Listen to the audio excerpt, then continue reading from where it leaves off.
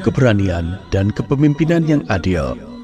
Keberanian Prabu Siliwangi dalam memimpin tidak hanya ditunjukkan melalui kekuatan militernya, tetapi juga melalui kebijakan-kebijakan yang adil dan bijaksana. Tommy Pires, seorang penulis Portugis, mencatat bahwa kerajaan Pajajaran diperintah dengan adil dan rakyatnya adalah orang-orang yang jujur.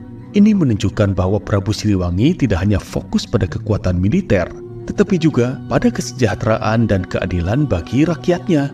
Keberanian dan keadilan Prabu Siliwangi dapat kita lihat dari berbagai kebijakan yang diterapkannya. Ia dikenal sebagai raja yang peduli terhadap rakyatnya, selalu mendengarkan aspirasi dan keluhan mereka.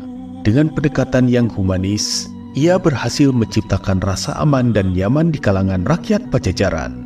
Kepemimpinannya yang adil ini membuatnya dihormati dan dicintai oleh rakyatnya.